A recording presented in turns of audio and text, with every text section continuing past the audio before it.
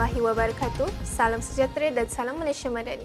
Selamat datang ke Berita Semasa Dagang TV Kolej Vokasional Perdagangan. Saya Maria Afika. Anda sedang menonton Berita Semasa Dagang TV membawakan rangkuman berita dari Kolej Vokasional Perdagangan Johor Bahru. Saya benci buli. Kita mulakan dengan berita pertama minggu ini. Program pemantauan dan pengesangan eviden pentaksiran berterusan PB dan penilaian akhir PA, Program Diploma Semester 3 Sesi 1 tahun 2025-2026 telah dijalankan di Kolej Vokasional di bawah Kementerian Pendidikan Malaysia.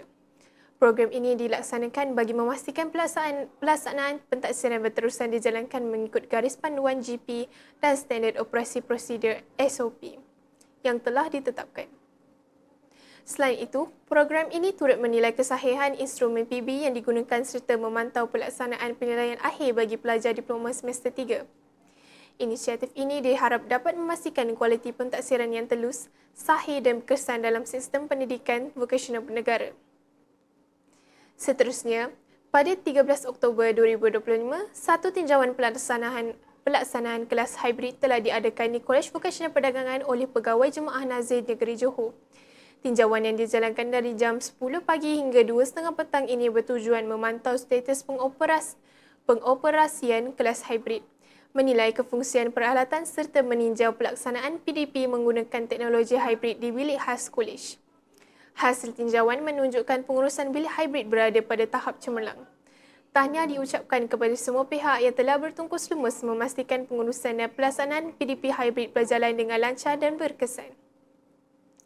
Tahniah diucapkan kepada Program Pengurusan Perniagaan atas kejayaan memperoleh pertauliahan rasmi Sijil Kemahiran Malaysia SKM daripada Jabatan Pembangunan Kemahiran JPK. Pentauliahan ini melayakkan program tersebut melaksanakan penilaian kemahiran berasaskan standard industri semasa sekaligus memperkukuh keupayaan kolej dalam melahirkan tenaga kerja berkemahiran tinggi. Berita seterusnya, pada 15 Oktober 2025, seramai 27 orang pelajar telah menyertai program Gen Z Talks at Cafe Teen bertemakan bahagia tanpa risiko dan gaya hidup sihat Gen Z yang berlangsung di Pusat Remaja Cafe Teen Nusar Bestari.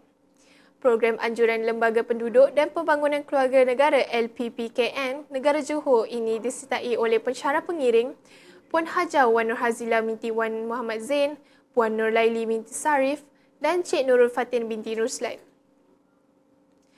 Antara objektif utama program ini adalah untuk memberi pendedahan mengenai kesihatan reproduktif remaja, membantu pelajar memahami perubahan fizikal, emosi dan sosial serta menggalakkan mereka membuat keputusan yang selamat dan bertanggungjawab. Antara aktiviti menarik yang dijalankan termasuk permainan interaktif seperti belon kudung, ulat bulu dan menangkap bola pingpong yang menguji kerjasama serta komunikasi antara pelajar. Program turut diselitkan dengan sesi perkongsian bertajuk Pilihan Bijak, Hidup Bijak yang memberi peringatan penting mengenai penjagaan kesihatan dan penjagaan penyakit seperti kanser payudara.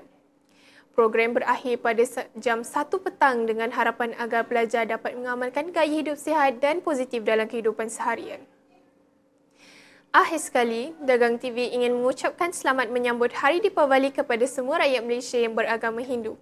Semoga perayaan cahaya ini membawa sinar kebahagiaan, kesejahteraan dan perpaduan dalam kalangan kita semua.